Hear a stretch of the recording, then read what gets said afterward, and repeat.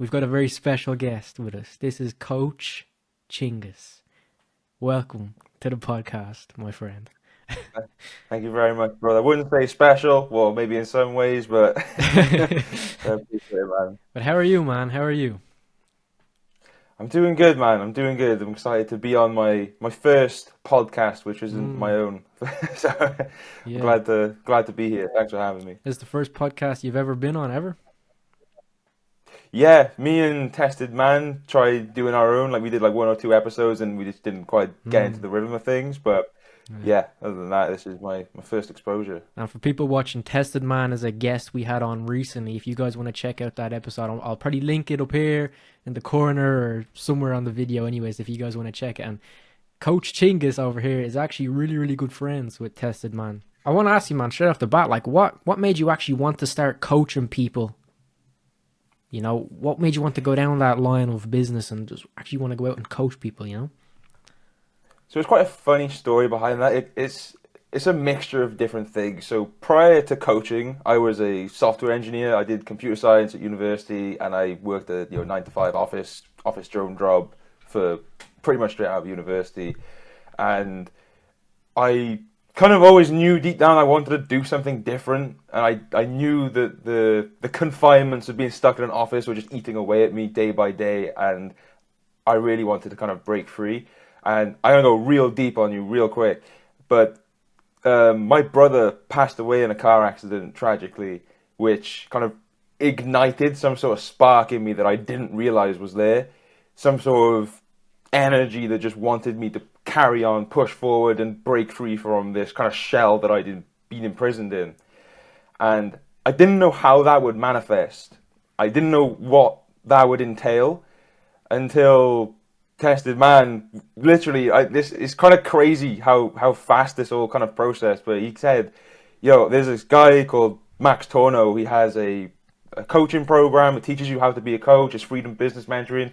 It's gonna cost a lot of money, but just give it a go and see what happens."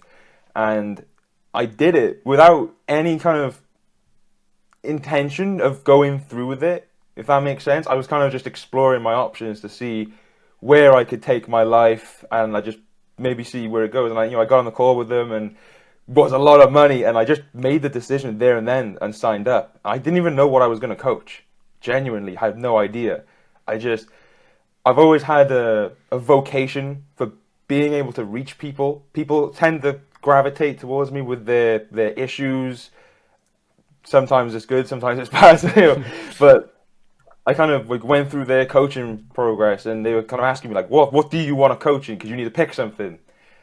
And as someone raised by a single mother and noticing the kind of destruction of masculine values in society at the moment, I wanted to go down that route. Yeah. And they said, it's too vague. You can't really be like a masculinity coach right now. You need to niche. So I was thinking, like, what could I do? What am I an expert at that I can coach people in? And then I realized how popular the NoFap movement was, and how porn addiction is becoming more prevalent, and more people are starting to get on the grinds. Like you see all these masculinity montages with Tommy Shelby and the funk music coming out, and it's like, do NoFap, eat greens, and get cold shower, all that kind of stuff. And I was like, that's perfect. It Mm, clicked into place. It's like, no, I can be a coach that helps men through their porn addiction, because it's something I suffered with personally for like 18 years, and I spent so long trying to figure it out. And I was in the forums. I had so much knowledge about it, and obviously I'm recovered myself 2.5 years clean. I thought this is the perfect thing for me, because I'm helping men, I'm breaking free of my office drone life, and I'm able to change the world in a way that I'm very passionate about. So that all kind of happened in a breeze, that kind of little transition.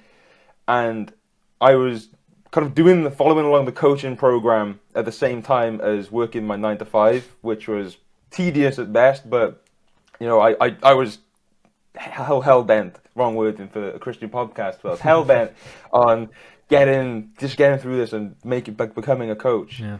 And eventually my lack of enthusiasm in my office job was clearly manifesting in my my day-to-day work ethic, we'll say. And it was noticed by my manager, and they essentially said, right, you can go on a report and you have to come into the office more often, and you can have manager breathing down your neck more, which I understood completely.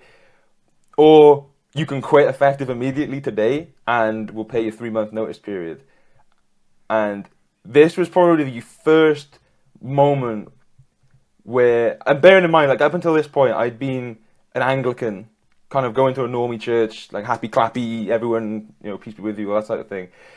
But this was like my first real connection with God, I believe. I truly believe that was God handing this life to me on a silver platter and saying, you can either fully commit to the 9 to 5, commit to the drone life, or go and pursue your dream and pursue your, like, this is my God-given purpose at this point, and go that way. So that's kind of how it all unraveled. Bit of a roller coaster, but here we are today. That's cool, man. Yeah, that's cool, man. It's nice that you have meaning and purpose in it. It's not just like you're trying to do it for the money or whatnot. It's like you actually have a passion for it. But it's great, man. I think it's important, man. There's a few people on the course that are kind of like, they do like fitness and dating, because that's it's just a really popular coaching thing to do nowadays. Either like a personal trainer or dating advice. And I don't want to throw anyone under the bus or say anyone's not there and the heart's not in it, but you can kind of tell some people are just doing it for the money. And while it's nice, this kind of freedom to work for yourself comes with the risk of needing to finance certain things in your life, right? So I'm not going to sit here and say I don't care about the money whatsoever, but the fact that I can make money by pursuing my passion, that is what makes this all so magical. I think also as well, like if you are passionate about something, if you find a great meaning, a great purpose in it, like just that enthusiasm, that energy, it just comes out more in you, and you're able to, be more authentic and be more, give your clients better advice, just help them along better. If I find if you're in a business, you're in a job, whatever, you're coaching something that you're not really too interested in, you're not really going to be as effective as somebody that actually, like, he has a purpose, he has a meaning to do this. Authenticity is probably, I'd say authenticity and honesty are probably the two most important parts about being a coach, because you have to relate to them. It has to be something that you've gone through and experienced yourself, because anyone can read a psychology textbook or one of those like anti-addiction books where it's like, every time you get an urge, take a cold shower, and it's like, okay, well, that may be a good idea sometimes. It's like you need to be able to provide that kind of nuanced, tailor-made advice to people that are going through very specific problems, and you can't really offer that unless you've addressed it personally, and unless you've addressed it personally, you can't give that authenticity or honesty. Yeah, so would you say there are general tips for overcoming like a pornography addiction, or would you say each person is different? You have to kind of delve deeper into the person's psyche and person's habits, and like each person has a different way of overcoming it. So there are, what I find common is that people conflate abstinence with recovery. And what I mean by that is you can abstain from any addiction by kind of brute forcing your way through it. So, the advice of cold showers, if you get an urge, just take a cold shower, it shocks your system and you kind of wake out of it. It's like that does work. Meditation does work, but it doesn't really address what's causing the addiction, because an addiction is a symptom as opposed to an actual disorder or illness or whatever you want to call it yourself. It's always caused by some underlying issue, whether it's unaddressed trauma that's manifesting negative emotion, whether it's a life situation that you're trying to escape from. It can be pretty much anything, but it's always something that you're trying to avoid by diving into it, right? So to abstain, follow the advice you find on the NoFap forums, cold shower, meditation, go for a walk, blah, blah, blah. But if you truly want to heal from any addiction, doesn't just apply to porn, you need to figure out what it is you're escaping from. Figure out your why. ask yourself, like, why is your most important question in any endeavor in life? But when it comes to truly introspecting and figuring things out, like, why am I addicted to this? What am I escaping from? And the more you kind of understand about yourself, the more you can begin to address the areas that need addressing, and you eventually become a person that doesn't want to watch it in the first place. They don't get an urge to watch it in the first place, as opposed to someone that's having to abstain and hold themselves back. So, yeah, there are general pieces of advice to give to someone who's just kind of wants to hold themselves back a bit.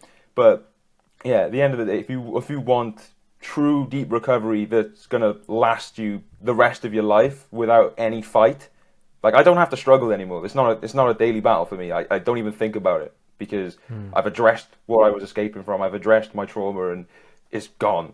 Never comes to my mind. It's like, if you want to achieve that, you're in for a wild ride. You're in for a very deep dive into your mind, and it's excruciating at times and it's very painful mentally, but it's necessary if you want to achieve that full deep recovery. Yeah, and I definitely agree. Like, a lot of people kind of approach overcoming addiction in the wrong way. It's almost like they're trying to escape it, run away from the traumas within, and rather than addressing it. Like, how would you actually address, the deeper trauma, or let's just say surface level? How would you address the urges rather than quickly just running to try to escape it? Like, what advice would you give to someone to just, like, almost sit with it and process it in a way rather than always just running away from it and escaping it? Pretty much exactly that. You do the opposite of escape. Like, me personally, I would, when I tried quitting porn for the first time, I would then just turn to video games. Yeah. Right. I'd find some other way of escaping that. Right. And it was only when I quit everything dopaminergic, whether it was like binge watching Netflix shows, video games, fast food. I quit everything that was incredibly dopaminergic, and I forced myself to just sit there. And I'm not exaggerating. I think this may be particular to my own personal journey, because maybe I had certain issues that someone else may not have. But for me personally, I forced myself to just sit there in silence and just focus on whatever was going on in my mind. I'd read a very powerful book called The Power of Now by Eckhart Tolle, which teaches about... He has a technique known as the watchful observer technique, and I think it's taught in a few religions, actually. I think it's actually taught in Christianity at some point as well. But it's about kind of imagining your thoughts are a cinema screen, right? And you're in the audience. You're not feeding them anything new. You're not focusing on them too much. You're kind of just sat there watching. And when you do that, you can feel the urge move through you. You can see the urge in real time. Quite literally in my head, I would think to myself, okay, right now, I really want to relapse. I can feel tension building up in my body. I can feel stress building in my jaw, and I can feel my entire body is manifesting this need to relapse. And unless you have the tranquility, the silence, the kind of presence of mind and consciousness to actually feel that, it's very difficult to address your urges, because they can just disguise themselves as random thoughts, or even you just escape from them. So I'd say there are the good techniques like urge surfing, for instance, which is kind of what I was just describing, where you just allow it to pass through your mind, right? You acknowledge it and you accept it. It's like, okay, I have an urge right now. I'm an addict. This is natural. Urges are completely natural. And one thing I will say as well, in terms of urges with porn addiction specifically, it's important that one doesn't suppress their libido completely. So one thing I see a lot of is that some men, they get scared because they find women attractive and they get aroused every now and then. It's like, dude, you're a man. You're biologically programmed to reproduce, right? You're going to have that urge every now and then. Your libido is one of your most powerful, powers in your body. Most powerful powers. Most, powerful sources of energy in your body. And it's important not to suppress that, because then you're losing a lot of energy. So it's just about accepting it, accepting that what you're feeling isn't a libido-driven yearning for reproduction, but it's just a dopaminergic craving to satisfy that exactly that. It's a yearning to satisfy a dopamine craving, and once you can kind of just play that out in your mind and you just accept it and acknowledge it, it becomes a lot easier to invoke your consciousness in a way and to say, okay, no, these are just unconscious manifestations of dopamine cravings. I don't need to do this. I'm okay to just sit here, let this pass over me, and usually within about 5 or 10 minutes it just goes, and you can just carry on as normal. And every single time you do that, and I mean every single time you do that, your brain learns that it's not behavior you want to indulge in. And it's a very slow, gradual process. Similarly to training muscles in a gym, you can train your brain the exact same way. Every urge you beat, every time you get triggered and you cut it off and you say, no, I'm not doing that, your brain learns from that. Your unconscious will learn from your conscious behavior, and eventually it'll stop giving you urges, because it's like, okay, well, he's not going to give in. We clearly don't need this, so we'll stop. Yeah. I think that's Yeah. what I would say for urges, yeah. That makes sense, man. That makes sense. Just staying present with it and in the moment. Yeah, it almost like communicates to your brain that you've got control over the situation. I notice, like, with a lot of people that like have addictions, it's almost like they're a slave to their addiction. Like they don't feel like they've got that control over it anymore. They don't feel like they can do anything about it. So what you're saying, like that would make sense. Like treat it like it's almost like the gym. Yeah, like if you're a person that's always been indulging in this addiction, like the minute you get an urge, the minute like you get a thought about, looking at the screen and, etc., etc., and you're just constantly giving in, like you're not gonna have that like mental strength. Rather than somebody that's out here, he's actually like he's in the gym, figuratively he's strengthening the mind, he's staying present. He is just sitting through it. He's feeling it. He's realizing it doesn't have control over him. Over time that could work, man. That could work. Do you believe a pornography addiction makes you, I don't like this word, man, but like makes you like a simp of a man, like almost like a beta male, having these like very, how do I say it, man? Yeah. That's not good for the algorithm, man, but a simpy behavior. Bro, I completely understand. I made a video on this exact thing. I hate using the word beta, simp, alpha male, but for ease of conversation, because that's what people understand these days, I think it's quite complicated to answer. Like, I think what happens is when you are constantly engaging in pornography, simps or beta males, they tend to be more reclusive, introverted men that don't typically have many interactions with women, and when they do, they're not exactly lucky with them, we'll say.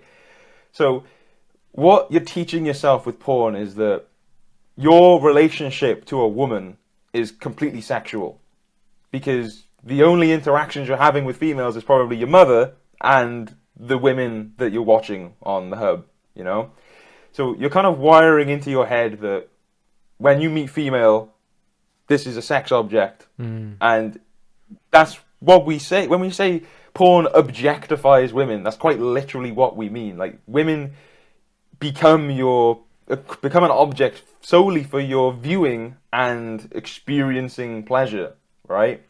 So when you're operating with that mindset and you come into contact with a woman, you're kind of subconsciously pedestalizing the idea of being able to have sex with them.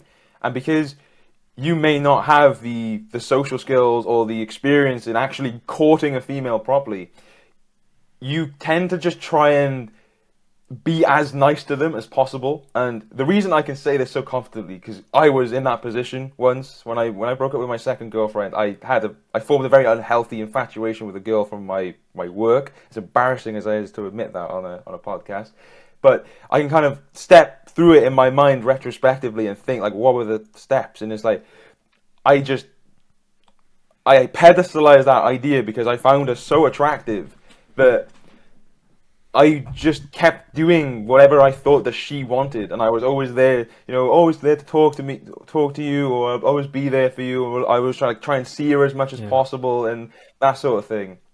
Just because subconsciously this idea that I'd be able to sleep with her was pedestalized, even though it never happened. So I think I don't think it's maybe not so much just the porn that can make you a simp, because there are men out there that are very successful with women, but they still watch porn, right? I think it's a combination of having that kind of introverted attitude or introverted sense of Mm. self, plus that subconscious pedestalizing of the sex, that's like, to some people that's the reward, that's that pot of gold. You look at like incels, for instance, that's their whole identity is based on their apparent inability to ever have sex, Yeah. right? That's what they base their entire lives on, because they've most like, and I don't mean to generalize, but most of them have probably spent a lot of time just watching porn because they've never had real contact with women, you Yeah. know? Yeah, that makes a lot of sense, man. Like, I've got some friends who, they obviously don't watch porn, and then I've got some friends who would be addicted to it. And just seeing like these guys' behaviors and like how they interact with women, it's completely two different levels. Like two different like just everything, man. Like the Mm. people that are addicted to porn, like, and when they're talking to these women, I just notice like they're very creeped out by these types of guys, just because like the energy they have, the way they speak to them, and like you summed it up very nicely, man. It's like they come in like with this ob- objectifying mindset, like they're objectifying the women. I don't know if that was the right word to use, the right English, but it Mm. makes sense in my mind. And yeah, man, like it makes sense. The guys that are not out here, looking at screens 24/7, like they're not looking at women in as a sex object. So they're just going to interact with women on a normal basis. And Mm. I think women are very like intuitive. Like they can kind of like sense things a lot more than men can, anyways. And they can sense when a guy is very needy, I think, as well. Mm. You know? A And 100%. yeah, man, you're a guy that's addicted to porn, like you have this neediness about you. You have this sense that you just want to release, you want to, you want to get with a woman. And like what you said with the incel community, like the black pill community and all this, like a lot of these guys' biggest goal in life is a woman. Like their god is like a woman. Their whole Mm. identity, like you said, is surrounded by their inability to get a woman. How important do you think it is to make that switch, disregard women, put God in your life? Like have God in God's position, because difference that I see with a lot of these people, the people that stay away from porn and the people that are addicted to it, it's who's at the forefront of their life. These people over here, they're obsessed with women. These people over here that, they don't watch porn, they're not addicted. They got God at the front of their life. 100%, man. I completely agree with that. I think it's important for everyone to sort their priorities out in life, and it's one thing I recommend to anyone that's going through a porn addiction, because it's one thing that I see so much is, should I get a girlfriend to help with my porn addiction? Mm, It's like, to me that question is so absurd. yeah. It's because what tends to happen is, even if you do manage to find a girlfriend and you begin, having sex, if that's your priority, if that's why you've gone into the relationship, you're just essentially, indulging your addiction using someone else's body.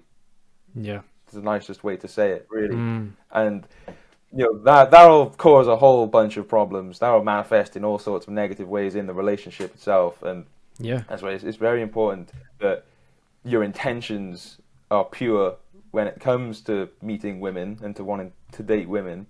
And I think for every man, and unless you are in 100% control of your sexual impulses, and you know that you're not going to start just craving that all the time, and that's how you're going to see your partner, your wife, as a way of fulfilling your dopamine cravings.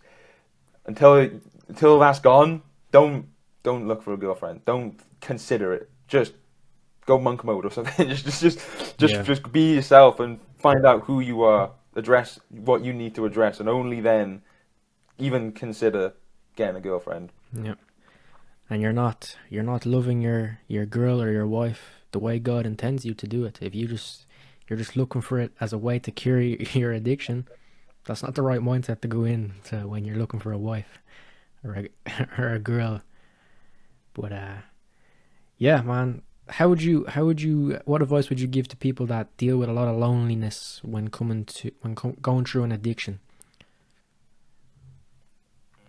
Oh man, loneliness is something I empathize with the most. I think in general, not I don't think loneliness during an addiction is much different from loneliness in general. I think a Mm, lot of men are lonely just naturally. You see films like Blade Runner, it's like that.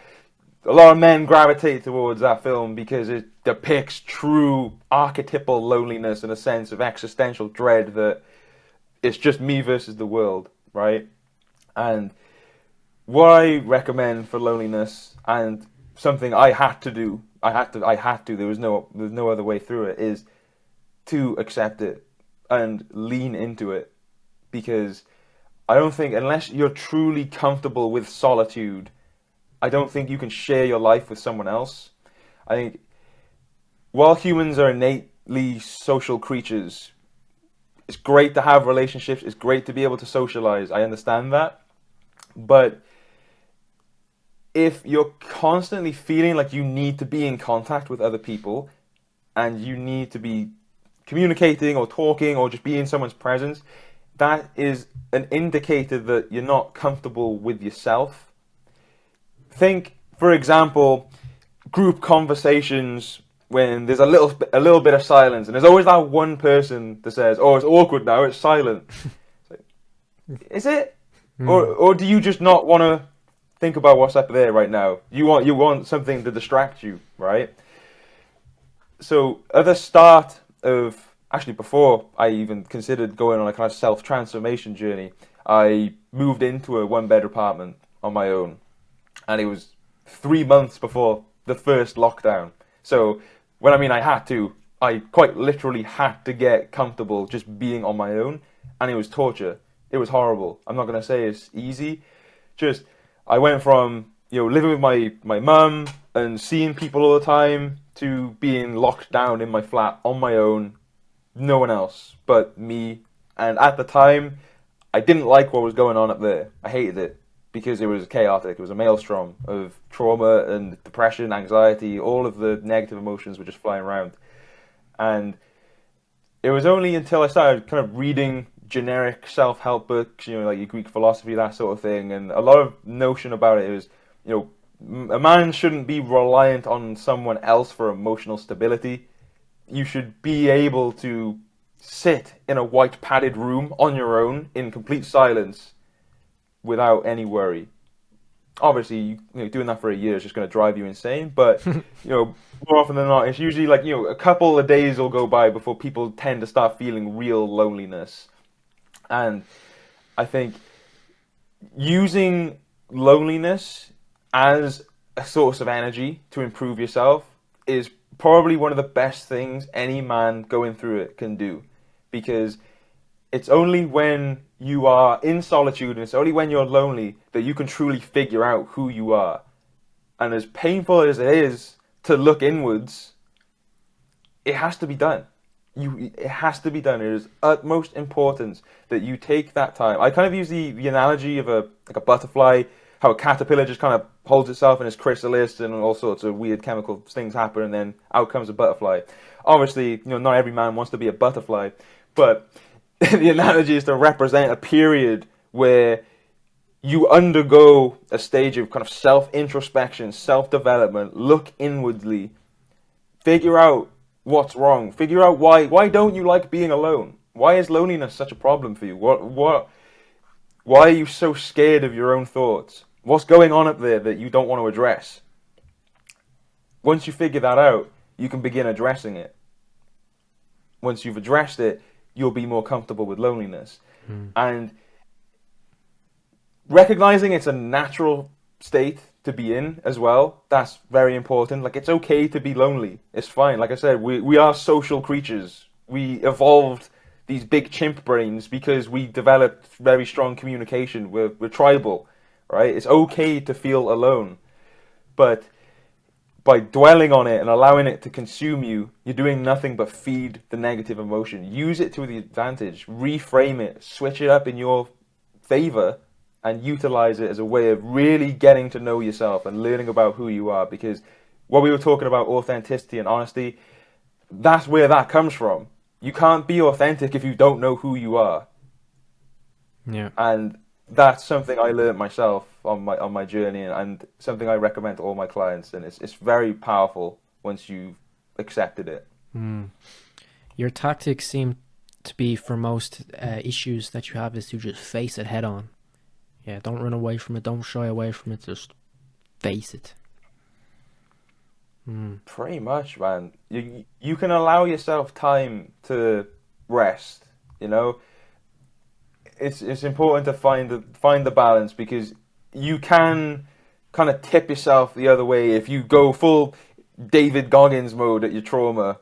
You can go a bit too far and you can burn yourself out, and you will wear yourself out mentally. I'm not saying you have to wake up one day and just start doing deep psyche analysis on yourself and addressing all your trauma, but it is a gradual process that needs to be done. But you can't get through it unless you get through it. Yeah, that makes sense, man. Would you have any tips for people to stay disciplined when the mind and body, you know, everything in you just wants to stop? It just wants to sit back and stay comfortable. Maybe it wants to sit back and indulge back in the degeneracy and the urges, you know. So my biggest piece of advice for that is to recognize that addiction, or even just bad habits in general, are typically a internal battle between your unconscious mind and your conscious mind. Over time, with repeated behavior, your unconscious mind will kind of develop a sense of who it wants to be. So, for example, if you're addicted to porn, if you watched it every single day for the last 15 years, your unconscious mind labels you, your ego identifies with the fact that you are someone who is addicted to porn, right? And someone that has to watch porn in order to survive, quite literally. And we've all heard the term post-nut clarity, where you kind of snap out of that unconscious stage for, even if it's like 2 seconds, and people go, oh, I can make really good decisions, and I decided not to do this because I have post-nut clarity. And it's like, that is the state you can be in at all times if you've trained your conscious mind, right? So what I typically say to my clients when I'm just like talking with them, I say, right now, you're not in unconscious addiction mode where you're just seeking dopamine, right? You're talking to me, you're conscious, you're present, you're aware. You are making a decision right now in the most clarity of mind you can ever be in. You're making this decision to quit, because while you're most rational, you've decided that it's something that is incongruent with your goals. Every single time the devil starts whispering in your ear to try and discourage from that contract that you've just made with God, because it's naturally something you do make with God when you say, I'm going to stop this, and I mean it. You need to bring it to the forefront of your mind and say, no, I made this decision when I was at my most clarity. Don't think that grammatically made sense, but you know what I'm saying. And it's very difficult to do. And like with everything, pretty much everything else I've discussed in this call, it's a gradual process. That's why, relapses are a natural part of the journey, not to encourage anyone to relapse, but it's why you learn from them that really make the difference. And it kind of ties in with what I was saying earlier about every time you beat an urge, you're training your mind to recognize that as behavior you don't want to conduct. So if you're struggling to be disciplined, remind yourself that you've made that contract. You, as a man, signed the contract with God. You promised him, I'm going to stop this. While I'm at my most connected, while I'm at my most conscious, while I'm most attuned with the Lord. I have made this decision to stop this. Anything else, any other thought that enters your mind is the devil trying to convince you to break that contract. And for me personally, I kind of got into a bit of an ego battle with the devil. And, I said, no, I'm quitting porn, I'm quitting video games, I'm quitting all this. And every time I get that little niggle in my head saying, oh, go on, you've got a month, just go on, just relapse, man, you deserve it. Like, no, because that's incongruent with what my goal. I've already said I'm quitting, so it's not going to happen. And out of ego, I'd be like, I'm not letting the devil win. I'm not. You can say whatever you want, but I'm not letting you win. This is my contract. This is my relationship with God. I've made my decision, and I'm sticking to it, regardless of whatever anyone says. Whether it's an intrusive thought, whether it's someone trying to convince me that it reduces your chance of prostate cancer by 20%. Like, don't care. I've made this decision. I'm sticking by it, and unless you can stay true to your word, you can't be masculine. I think like honesty and authenticity, not only with other people but with yourself, are fundamental to being a masculine man, whatever that really means nowadays. So Yeah. that's what I'd recommend for anyone kind of struggling with discipline. Is just set the standard that you want to live by and solidify it. Write it down. Make it a mantra. Put it on your wall. And every time you get a thought that discourages you from that, read it. Remind yourself why you're doing this in the first place. And hopefully, not hopefully, it will gradually just keep snapping your conscious back into position every time you slip into autopilot mode. And gradually it just becomes more and more easy for you to just say no and dismiss the thought completely and just carry on as normal. Yeah, I like that, man. I like that. Would you say your journey of overcoming this addiction has actually created you into becoming much more of a masculine man?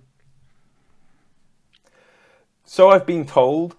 I mean, the term masculinity nowadays is really hard to define. What is a masculine man, and by how my life has changed, I say 100% yes.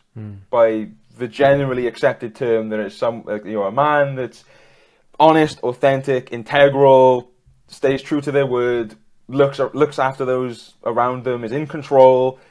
All of these virtues, basically, a virtuous man is a masculine man at the end of the day. And I'd say, yeah, as a result of cleaning myself of most vice, I'm not perfect. I still have my vices. I've been able to unlock that kind of true masculine potential within myself that has allowed me to be a better family member, a better friend, just overall more controlled, more conscious man. And it happens so gradually that it's difficult to notice, but when you have people quite literally saying, like, you are very masculine, it's almost, I don't know. I can't really be the judge of that. I'm quite literally just going off what people have told me. But when I see my role in the world compared to when I was at my most hedonistic, 100% yes. Yeah. Clearing all that stuff out, man. That's how you unlock that real masculine essence within you. Nice, man. Nice. Do you think stress plays a big role in addiction? Oh, yeah. 100%. It's Yeah, I agree. I think it's one of the big four, I'd say. I think it's stress, boredom, tiredness, and loneliness. I think those are the big four in terms of addiction.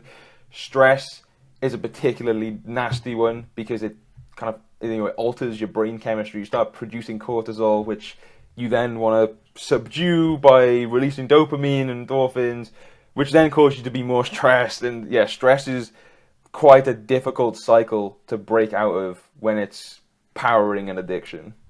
What tips would you give to somebody who's going through a lot of stress? How to manage it?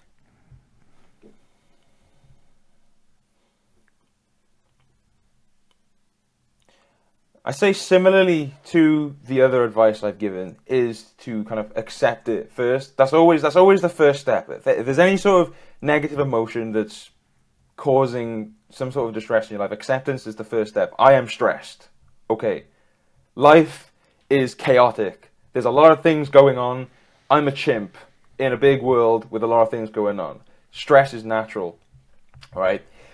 And that's the first step. In terms of actually dealing with the stress, I think that's quite heavily dependent on the person. I'd say, and this is more Jordan Peterson's advice, I kind of robbed it from him, but it's kind of similar to something I've said before, but just try and think about what you're doing wrong in life. Yes, there are external things that can kind of affect you. For that, stoicism is the way to go there. I guess that's a good stepping stone. And then ultimately, I think it's quite a natural progression that people start with Greek philosophy and they end up in Christianity. At least that was my journey and what I've seen a lot of. But that adopting a kind of stoic mindset of anything external that happens to me is completely out of my control, right? So there's no point worrying about it. There's no point stressing about it. What will be, what will be. What will be, will be. I'm struggling to English right now. And it is what it is. Two fundamental stoic kind of quotes that when you take seriously and you begin implementing them, you realize how carefree life can actually be. And that's not to go all the way to the other side where you really just don't care about anything whatsoever and you let it, and you're just kind of, jumping off cliffs and stuff because it's just, why not? But in terms of dealing with stress, it's like, look internal. What are you doing wrong? What are you doing in your life that could be contributing to stress? Because, if you're sat there and you're neurotically watching porn all day, that's going to contribute to stress. If you're just eating terrible food, if you're just binge watching Netflix, if you're just doing anything that is keeping you in a very unconscious state where you're not able to reflect on anything, it's naturally going to stress you out because you're overloading your brain. It's very difficult to deal with the stimuli, and until you've kind of addressed those areas, then you can't really get rid of the stress. And once you've combined that with that ability to see anything external as something you can dismiss, right? And it's kind of easier said than done. It's much easier said than done, but it's an important disposition to have. I think I can give quite a good example for this. So in my old job, there would be moments, there'd be days where the CEO would be coming into the office, right? And everyone would be on edge. Everyone would just get super stressed. You could see these kind of neurotic behaviors, they're fiddling with their hands, they're scratching, they're picking their skin, and they're just like really shaky and thing. And I kind of be like, why are you guys reacting this way? And they're like, oh, because the CEO's coming in. She owns the company. Like, okay, so really, what's the worst thing that could possibly happen? You're not gonna roundhouse kick her in the chin, so it's not like she's just gonna walk in and fire you, right? It's very easy to kind of get in your head and start thinking about all these different scenarios that just cause you nothing but anguish, right? And it's about just detaching yourself from that. It's like, okay, fine. It's the CEO's coming into the office. It's just a person walking into a building. Doesn't matter realistically, and it's also just like boredom, loneliness, tiredness. They're all like stress is a natural state. It's okay to be stressed. Life is chaotic. You're constantly being bombarded with stimulus and otherworldly things. It's very chaotic in this world, especially nowadays. There's a lot going on, and this is why everyone's stressed. Pretty much everyone is stressed. And it's like the more you can detach yourself from external things around you, and not letting them affect you, because it's not. I'm trying to think of the quote. It's not the injury that's performed on you. It's your reaction to it, right? It's like you can choose to be stressed about something. It is a choice, to some extent, unless some people are just in awful positions, and I understand completely why they'd feel stressed. But the average person going about their average day in average circumstances, if you're stressed, it's more likely a you problem and some sort of mindset that you have within you that's making you feel that way. I articulated Absolutely. that terribly, by the way. I hope I Nah, made my man, point. that was, man, you're spitting fire at the moment, bro. I'm loving this episode so far, man. It's really good. Yeah, it's almost like stress is like, it's kind of like, would you agree? Like it's almost kind of derives a little bit from fear in a way, you know? Mm. Yeah, It's and what? it's Go on. it's almost like it's like a suppressed emotion. It's stress is something that it builds, right, and you can almost feel it bubbling within you. And I guess on that subject, I do have one excellent piece of advice for stress that anyone can implement at any level that you want to do it, and it's called catharsis. Well, that's not the technique name, but the word catharsis just means externalizing emotion, right? And I'll plug my channel real quick. I got a video of me screaming under a waterfall, right? For that exact reason. Because as you're going through life, as you're going through your day to day, you're just stacking little micro traumas, I guess you can call them, little waves of negative emotion. Every time something like minor happens, you knock a glass of water over, or anything minor like that, or anything large that happens. It just builds up little bits of trauma, and that manifests in your body language and your musculature. It becomes tight, and then everything's rigid, and you're kind of stuck in this box, and you're all clenched up. Like, just if you can't find a waterfall, scream into a pillow, punch your bed, just express your emotion through your body. I'm getting into it now, talking about it. I want to throw hands, but like it's so important to just express yourself, right? And I'm not going to go full 1984 dystopia, but society as it is right now, everyone's conforming, everyone's got to be the same. Yeah. Don't step outside the box. Everyone's suppressing their personalities. Everyone's suppressing their emotions. Let that shit out. Let it out. Go and find an empty field and just scream and thrash. Just do anything to just let that emotion out. Search up bioenergetics. Elliot Hulse has some great videos on it. There's tons of literature. I read a book called Language of the Body that explains it very well, though. It's quite complex psychology, not for the casual reader, but it does explain how stress, anxiety, depression, it all manifests in your musculature, and just by giving yourself that freedom to just express it, just let it all out. I've personally found that to be an absolute game changer when it comes to dealing with stress. Yeah. Yeah. Because most of the modern world, it's almost like they're caged. They're like an animal in the zoo. They're not expressing. They're not, releasing the trauma. Not releasing the other thing, but you got to release the trauma. Yeah, man, exactly that. But yeah, man, like you compare animals that are in captivity, compare them to in the wild, like it's two different animals, you know? Yeah, man. It's like behaviors such Mm. as masturbation can only be found in animals when they're kept in Yep. captivity. Yep. When they're in overcrowded, overstimulated cages, that's Mhm. when you start getting all sorts of degeneracy coming out in animals, and masturbation is Yep. one of them.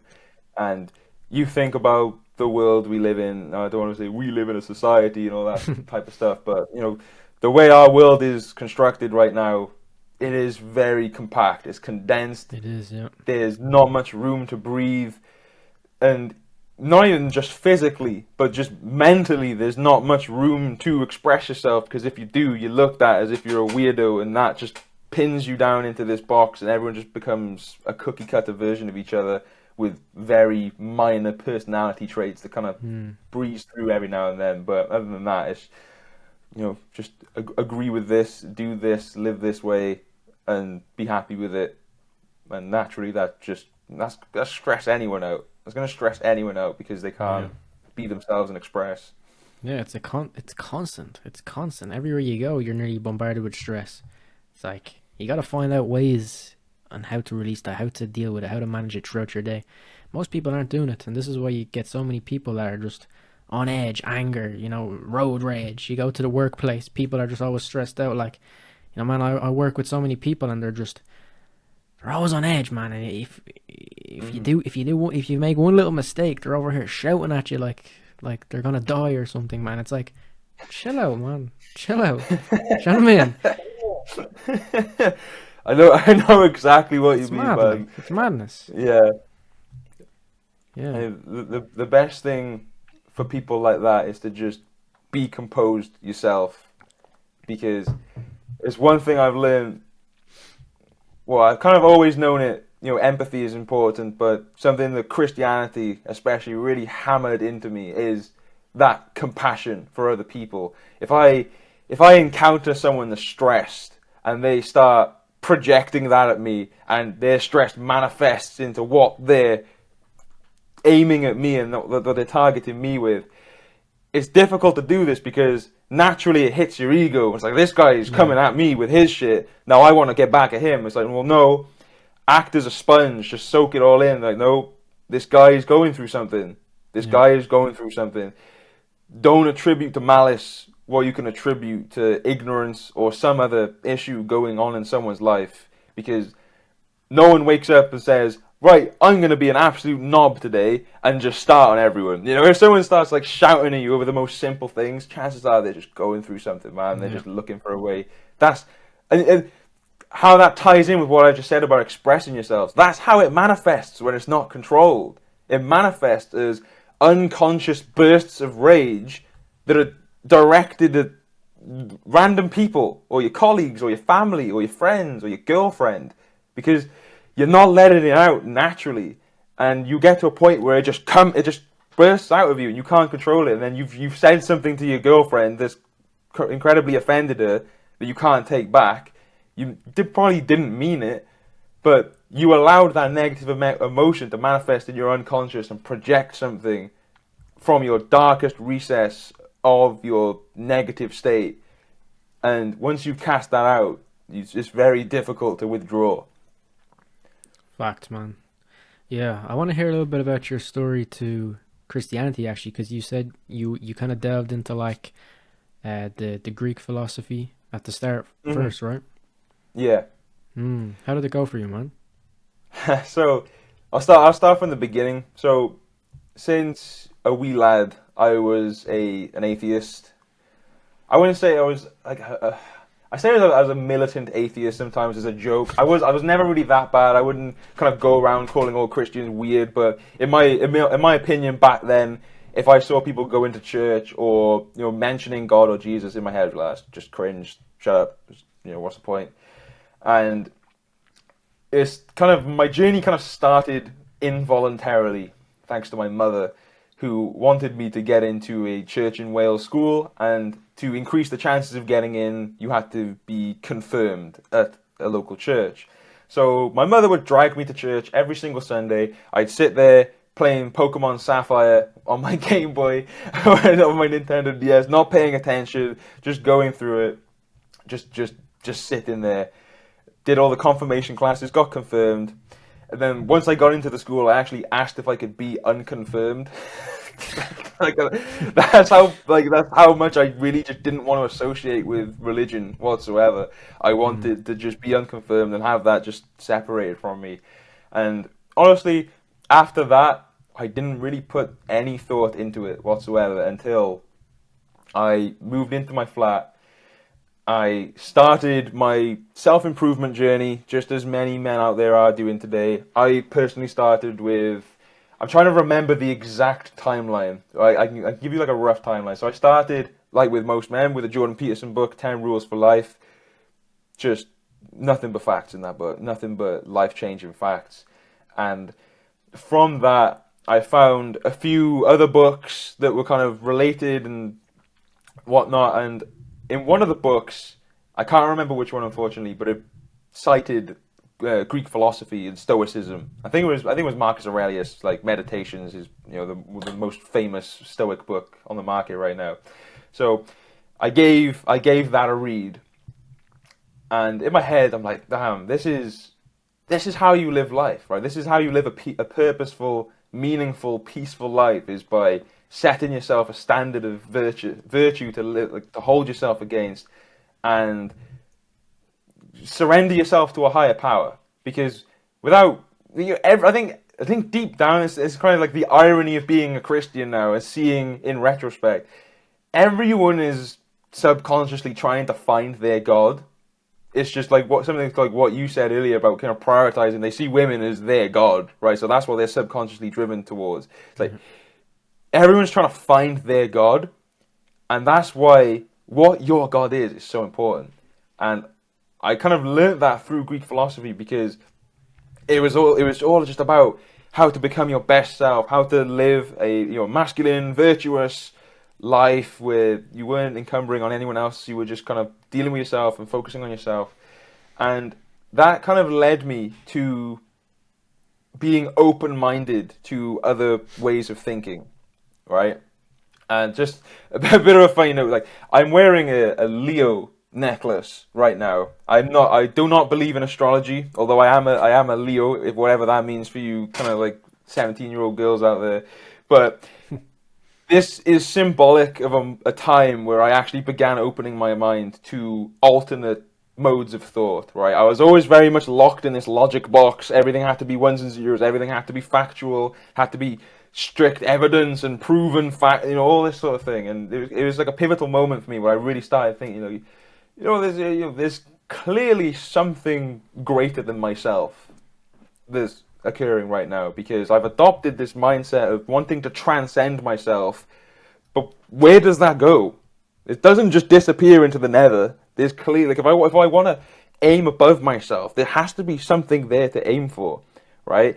And I think that's why St. Paul took notions from Greek philosophy, because the one thing Greek philosophy doesn't teach you is that kind of self-transcendence above yourself. It helps you become your best self, but it doesn't help you aim above. And I think that's where I kind of slid into Christianity then. And I began going to an Anglican church that was just around the corner from me. First time was just out of sheer curiosity. I was open-minded at this point, and I said, there's clearly something to religion. There's clearly something to Christianity. Otherwise, it wouldn't have existed for 2,000 years. There has to be something there. So I kind of go along, and I enjoyed my first service, and the sermon. I can't remember what gospel it was, what sermon it was, but it just hit home for me, and I was like, this guy is just.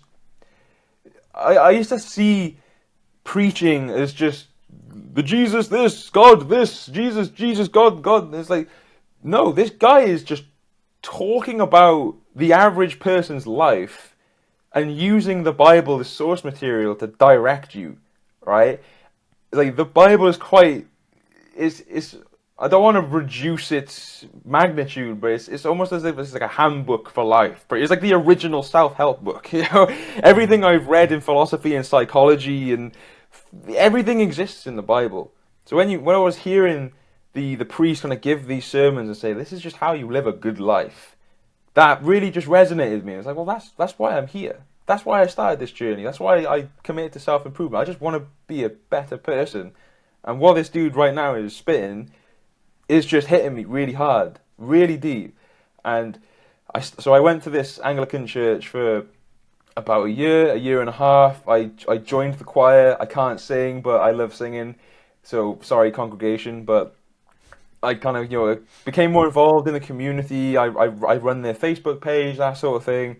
And then Johnny Tested Man encouraged me to join the Orthodox Church, which once again started as just morbid curiosity. What are the difference? I'm not very theological. I'm not very academic when it comes to learning about the denominations and what each one stands for and the differences between them, blah blah blah. But I just kind of wanted to go and experience an Orthodox liturgy just to see what it's like, and I was just captivated straight away. I was just entranced, hypnotized. It's really difficult to explain, but the entire time I just stood there in silent contemplation for the entire hour and 15, hour and a half, however long it went on for. And immediately I just said to myself, this is where I want to come from now. This is my new church. And as much as it pained me having to leave the Anglican and the community behind, something just struck my instinct and said, this is your home now. This is your place. And combined with the priest, Father Jacob, just instantly became a spiritual guide for me, and the teachings that he offers combined with the liturgy just really resonate with me to a level that's just, it keeps growing. My level of faith, my level of spirituality, or however you want to say it, is just growing exponentially as time goes by, just because I stepped into an Anglican church out of curiosity once. And once I committed, and I stopped being someone that just went to church every Sunday, and someone that wanted to actually live the life of Christ and follow his word. That's when the difference was made, and that's when I've seen the absolute most growth I've ever achieved in my life in terms of spiritual, mental, even physical. I'm hitting PRs in the gym, thank Jesus, like, amazing. It sounds like a joke, but it's not. Like, it really is, and that's kind of been my journey through to finding Christianity. And as of last month, Tested Man and I became a catechumens of the Orthodox Church, which essentially it's like a student. You're coming into the church, you're learning, and after a certain period, it differs for everyone. You become baptized if you're not baptized, or chrismated, which is what I'm going to be going through between now and Christmas. I'm not sure. And that's going to be me officially becoming an Orthodox Christian. The decision was made a while ago. It just felt right. My instinct just drove me to say yes. And further along down the future, my priest actually wants me to become a deacon of the church, of the Orthodox Church, which was kind of a shock to my system, to be honest. And it took a while for me to be able to accept that. But now I'm just, I trust he knows what he's on about, and I would love nothing more than to serve behind the altar and actually participate in the liturgy and Christ's life, pretty much, man. And the funniest part is that I can still put myself in the mindset of who I was 4 years ago, that atheist who just thought religion and Christianity was cringe, and now here I am making plans to become a deacon at the Orthodox Church. It's kind of like, bit of a roller coaster of a ecumenical life, but yeah, man, here we are today. Here we are. Wow, man. Wow. We're actually just running out of time, man. Right when it was getting juicy, man. We'll have to wrap this episode up, but would love to have you on in the future, man. Pleasure for another to be episode. here, man. Yeah, man. Thanks so much for coming on, everybody. I'm gonna link. You got a YouTube channel, right? I've posted one video long. Right. It was my first long form content about getting a girlfriend while on NoFap. It's just me rambling in a forest somewhere. But I guess I'll link his Instagram in the description down below if people want to reach out to him, and if people want to, go for his coaching services. What can they DM you, or what way have you got it? Yeah, man, just send me a message on Instagram and I'll get back to you typically within a day. Sweet, perfect. Everybody, thanks so much for watching. Make sure you go down and give this guy a follow, support him, show your support, and leave a like. We'll get this man back on in the future for another episode. In the future, we'll have to get you and Tested Man on the same episode. No. You don't want that. You don't want that. Now I want it even more, man. That's where the fun begins. We'll have to get that sorted in the future, man. But anyways, man, we'll make it happen. Everybody, we'll catch you all next week. With that being said, God bless and peace. God bless everyone.